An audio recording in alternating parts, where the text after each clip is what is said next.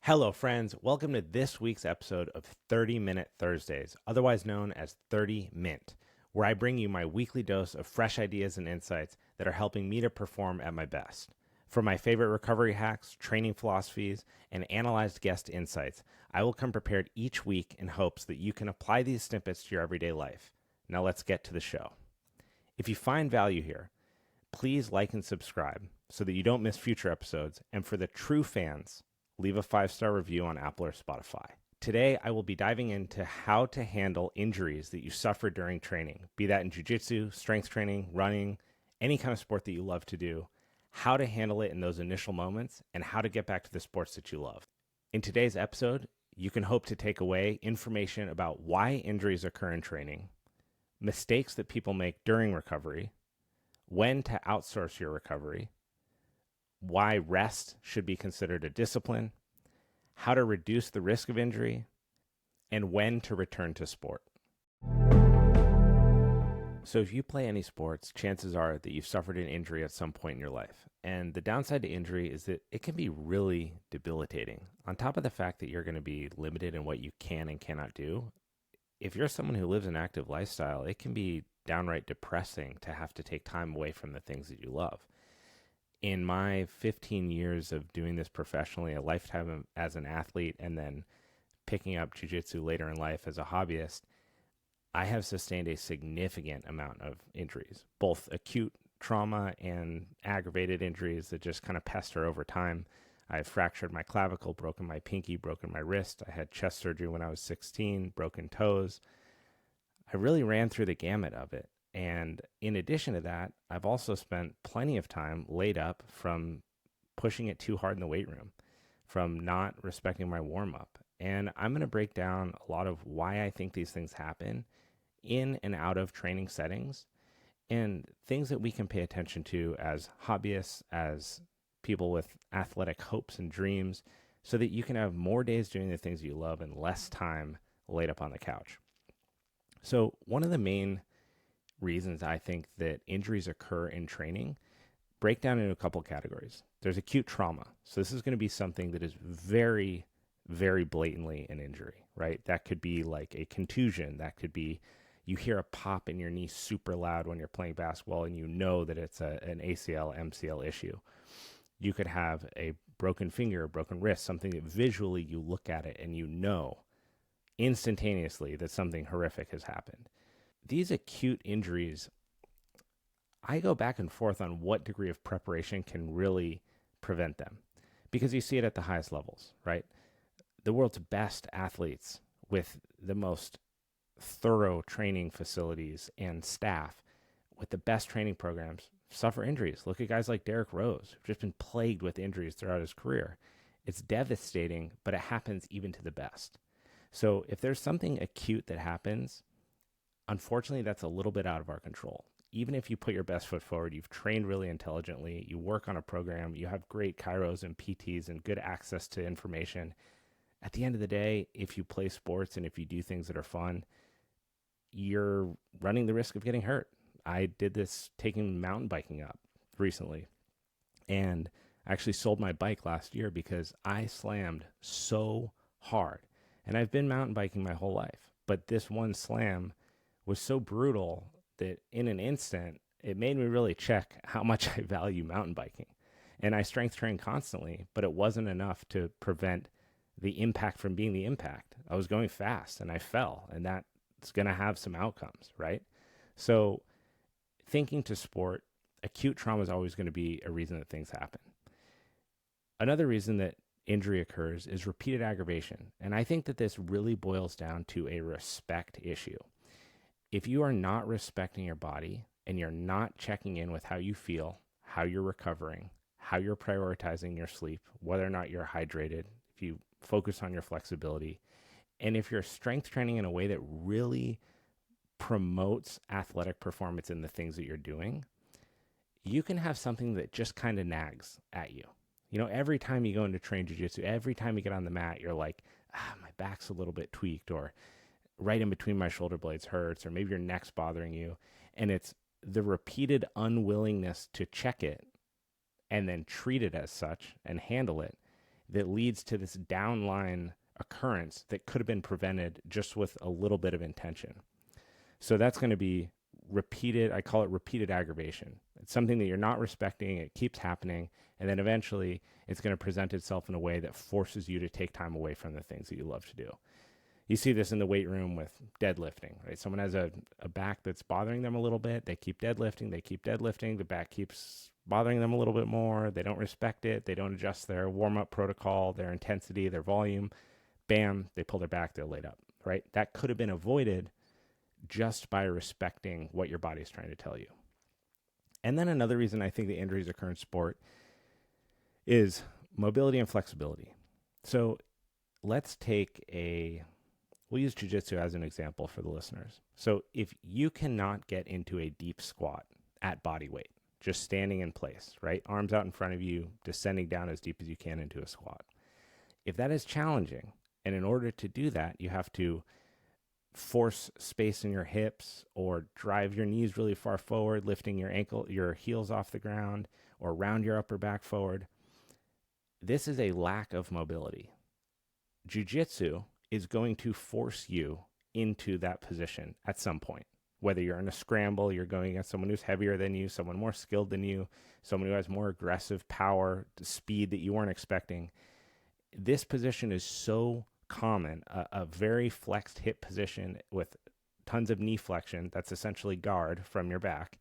In weightlifting, this would be like a deep squat, a front squat, or back squat. So if you lack this mobility and then you go into a sport where you're likely to be put into that position, you're certainly at risk, because your body being forced into a place where it doesn't have range of motion, it doesn't have strength and stability, that's going to produce an injury most of the time.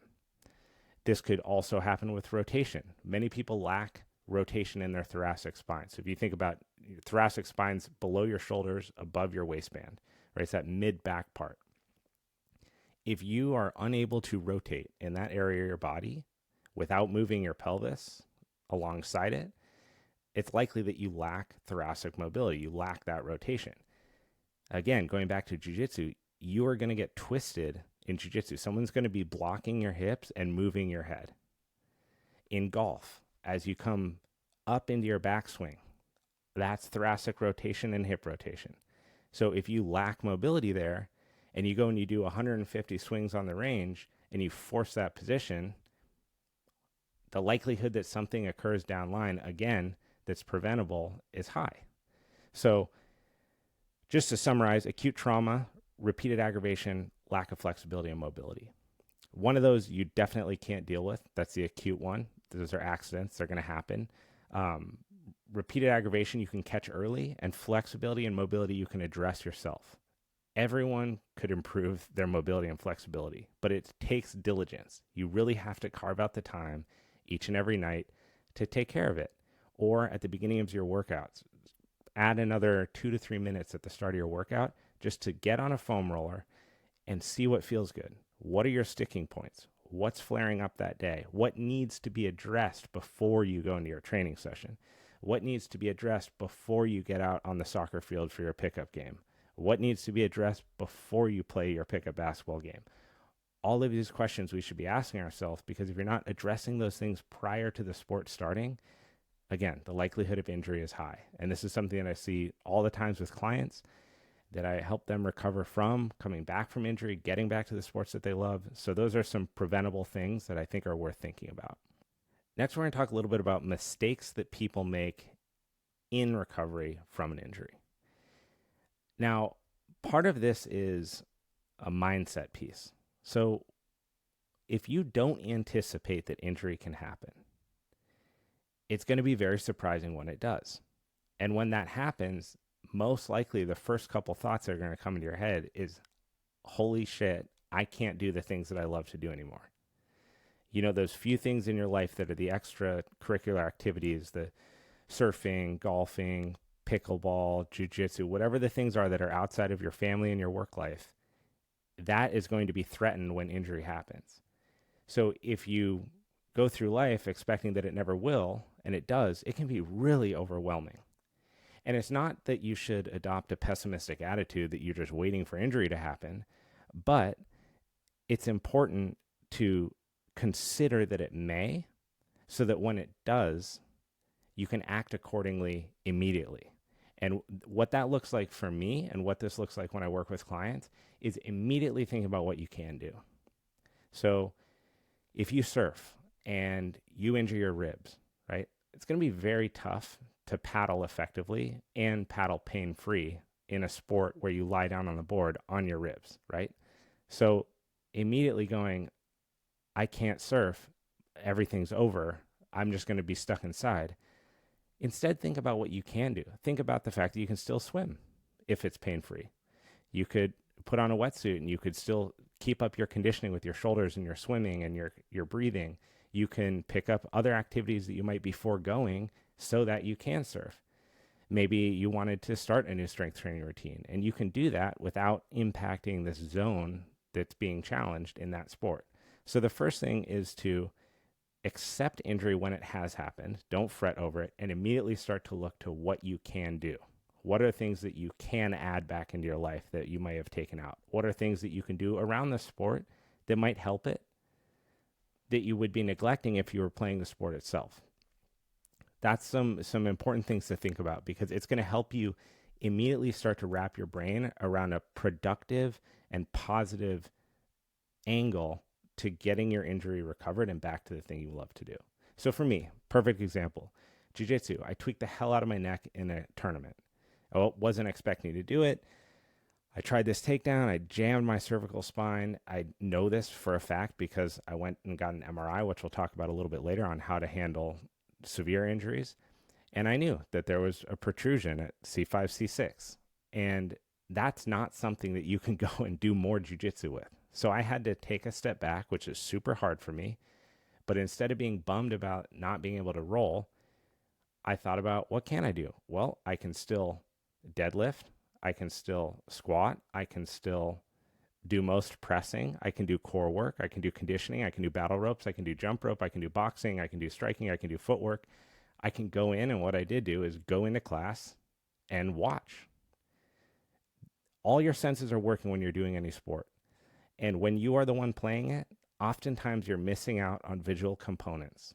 And when you have time to step back and sit and watch and see how other people do things, or maybe if you're a surfer, watching videos of your favorite surfer surfing to see how they make their bottom turn, how they make their top turn, how they look down the line, how they paddle into waves, how they read the wave. There's always something that you can do that's going to help you level up the thing that you're injured at, so that when you return, it's not as if you did nothing. I think some of the most progress I make in jiu-jitsu is when I'm not training jiu-jitsu. It's when I'm sitting there and I'm watching my teammates train and going, oh, I always do that. And that's why X, Y, or Z happens. So it's these moments of reflection or stepping away from the thing that you're doing that can be a productive way to feel involved, to feel like your life's not being taken away from you, and getting back to the thing that you love to do. I think another mistake that people make in recovery is they fail to control intensity. So not all injuries are acute, traumatic, and will lay you up, right? A lot of them, like I said before, are nagging little injuries that just kind of bother us. It's a tweaked ankle that we can't fully load our weight on. It's a lumbar flare-up that doesn't allow us to flex forward or get into a deep squat. It's a shoulder injury that allows us to pull, but we can't press. So one thing that you have to do when you suffer an injury is regulate your intensity. And very simply put, if 1 is super easy and 10 is super hard, and every time that you strength train or every time you go for a run or every time you go for a hike, you always do it at a 7 or an 8. You're always kind of pushing it because that's the thing you love to do. That's your part of the week where you can really go for it. If all you're doing is 7 and 8, 7 and 8, 7 and 8, and you get injured, you cannot do 7 and 8. It's time to dial it back. It's a perfect opportunity to bring the intensity back, bring the volume back, and start to work on some of the finer things. Going back to personal experience, some of the best strides I've ever made in weightlifting, when I was Olympic weightlifting, were when I was too injured to do maximal effort stuff. So my body wasn't recovered enough to go for big lifts at high intensity and heavy weight. So what I would do is I would work on the finer things. working on my breathing, working on my bracing, working on my bar position, working on how I drive an unloaded bar.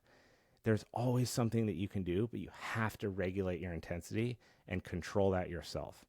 This is where training on a program is super valuable, because programs by design kind of auto-regulate intensity, and then they give you a blueprint with which you can back intensity off of or ramp it up. So if you just go to the gym and you just exercise, but you don't really know which direction you're headed, what you're doing, where you're going, it's going to be very hard for you to make adjustments to that. Just like a roadmap, driving to a different city. If you don't know where you're going, you don't know what alternate routes you can take to get there. So having yourself on a program, thinking about training on a program, is a really good way to help regulate your intensity and control for it when you do get injured. These 30-minute Thursdays are ripping by. I knew that this was going to happen. So I'm only through two things. I already want to talk about these next ones real quick. So when to outsource recovery, this is so important. I have linked in the show notes for this show 2 very important episodes. Dr. Mike Piekarski and Dr. John Amato both have really good insights onto cervical spine issues and specific grappling issues. So those 2 episodes are in there at length. They're going to talk about this much more than I can, but they are perfect examples of why you outsource to a professional in the event that what you've suffered is an acute traumatic injury. So if something happens where you instantaneously know that you have been injured and it's undeniable, and this is not something that you can work out with a foam roller, right? So the example I'll give is I was skateboarding when I was 14.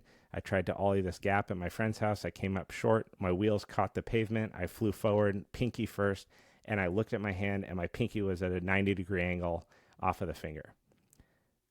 It's time to seek medical help, right? We are not going to fix that together. That is something that has to be outsourced. So knowing when to outsource your recovery is a really, really important part of getting back to sport in full force. And I don't say that lightly, because too many people go through part of their recovery and then go back to the sports that they're doing. And then they forever deal with an injury that's recurring. They do part of their PT and they skip out on the last part because they don't think it's important. They do part of their PT and then they forego it and they get back in the weight room. Outsource traumatic injuries. Always. Go see a professional. Go get an MRI. Go talk to a doctor. Get an x-ray. Go see a physical therapist. Go see a chiropractor. Go see someone who really knows the body better than you do. Knows the body better than you can research on WebMD. And get a professional opinion for 2 reasons. 1, if it's serious, you want to know now. Because if it's unknown and it is serious, you're going to make it worse. And when injuries get made worse, that becomes surgical downline. It just becomes such a bigger problem than it has to be. If it's not serious and you know definitively, you can move on. And that's one of the biggest things with outsourcing a recovery is peace of mind. Being able to be told that it's not that bad and see an image or an MRI or an x-ray that proves it. Now you know that you can just follow your regular recovery protocol and get back to sport as quick as you want. But the difference between those 2 things is very important. It is instrumental to get out to a professional when you can. So if you're unsure about what to do or who to talk to, check out those 2 episodes. They're grappling specific, but there's a value in high-level sports physios that I think you'll find in those 2 episodes, and maybe it'll encourage you to reach out to someone locally in your community that can help you out. The other reason to outsource recovery is pain. This becomes exponentially harder the more sports you do, because if you do things at a high intensity, it's probable that your pain tolerance is high too. And if you have a high pain tolerance, it becomes difficult to use pain as a metric of severity, because you might look at a pinky, and I mean, people actually do this, right? They look at a broken hand, they grab their hand and they pop it back into place. Not all people will react that way, but some people do. The pain tolerance is high enough that they can put their own shoulder back into place, put their own fingers back into place. So use pain as best you can. It is a good guide, but you have to be really honest about it. And there is no awards to be won in toughness when you're talking about pain in your own body. You have to take it seriously, and you're not being a bitch It's just part of it. You need to take it seriously and then keep moving forward so that you can get back to the sports that you love. The other reason I think it's important to outsource recovery is longevity. I really can't stress this enough that improperly coming back from an injury has the potential for lifelong consequences.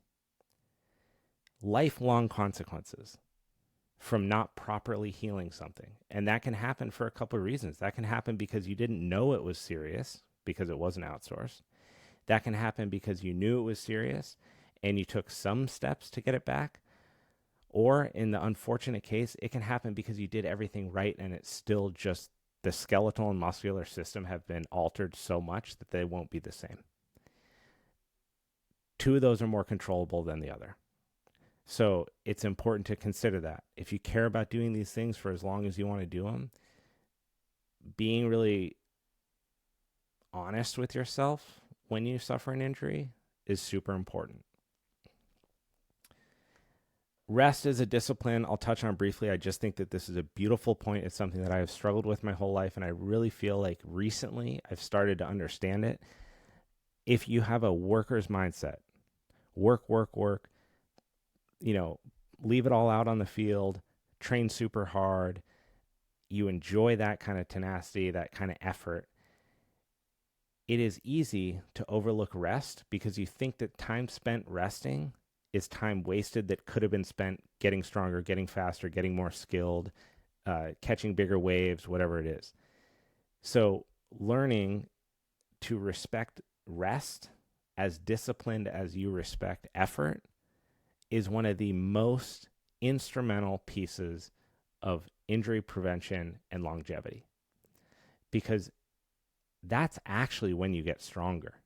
If we look on this on a physiological level, right? If you were person A and you go into a strength and conditioning workout, you are literally tearing down muscle fibers. You're ripping them apart and you're causing trauma on a microscopic level.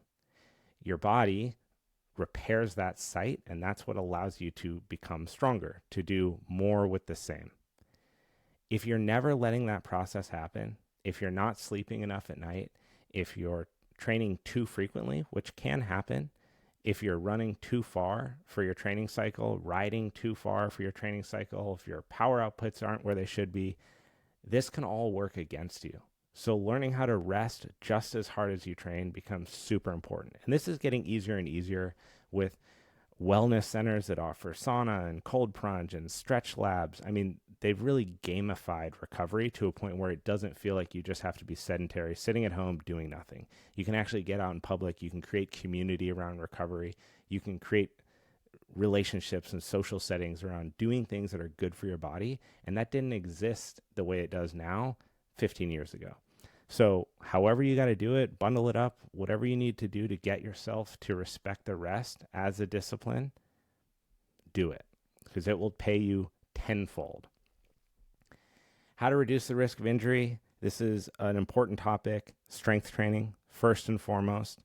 I'm not just saying that because I'm a trainer. I'm saying that because I've talked to professionals that help people come back from surgery, that help people come back from traumatic injuries, like Mike Piekarski, and Jonathan Amato. And strength training is tried and true. I mean, there's millions of reasons why, but you are going to, on a proper program, improve your ranges of motion and strengthen them. These improved strong ranges of motion will become more stable, and more stable, strong ranges of motion that then have strength and power put behind them create a more capable human being. A human being with better proprioception, so you understand where you are in space. In the event that you fall, you can... A perfect example of proprioception. Proprioception is your understanding of where you are in space relative to everything around you. Cats have fantastic proprioception. You throw a cat in the air, it's likely going to land on its feet. Even if it's upside down, it will find a way because it knows where it is at all times. Strength training promotes proprioception. If you become more proficient at movement patterns, you're going to be better at knowing where you are passively. That alone is going to help reduce the risk of injury because you are going to mitigate those instances where people are falling, slipping, missing a handle, going to post, not knowing how far the mat is away from their hand, all these kind of intrinsic things that you develop as understanding where you are start to go away.